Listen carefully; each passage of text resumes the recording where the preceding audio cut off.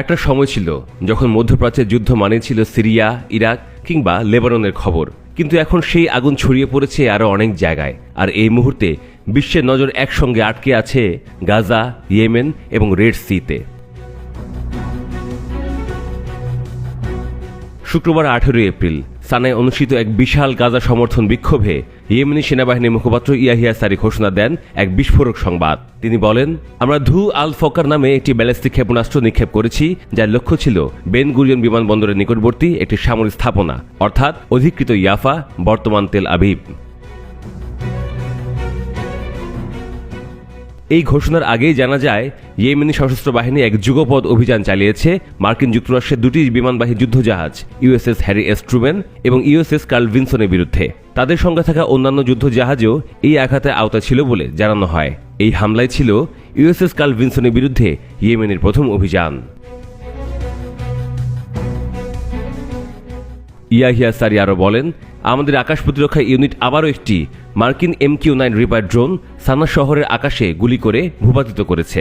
তিনি হুঁশিয়ারি দেন, মার্কিন সামরিক ঘাঁটির জটিলতা এবং আমাদের দেশের উপর চলমান আগ্রাসন কেবল আরও সংঘর্ষ ও পাল্টা হামলার পথ প্রশস্ত করবে। একই সঙ্গে তিনি জানিয়ে দেন, যতদিন গাজার উপর ইসরায়েলি হামলা চলবে এবং অবরোধ থাকবে, ততদিন ইয়েমেনের প্রতিরোধ বন্ধ হবে না। এদিকে বৃহস্পতিবার যুক্তরাষ্ট্র ইয়েমেনের রাস ইসা তেল বন্দরে ব্যাপক বিমান হামলা চালায়, যাতে অন্তত 58 জন নিহত হয়েছেন বলে হুথি নিয়ন্ত্রিত স্বাস্থ্য মন্ত্রণালয়ের বরাতে জানা গেছে। নিহতদের মধ্যে অনেক কর্মী ও প্যারামেডিকও রয়েছেন।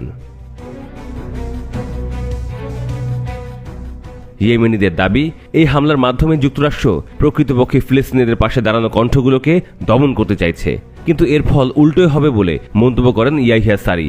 বলেন, শত্রুরা শুধুই পরাজয়, ব্যর্থতা আর হতাশা অর্জন করবে।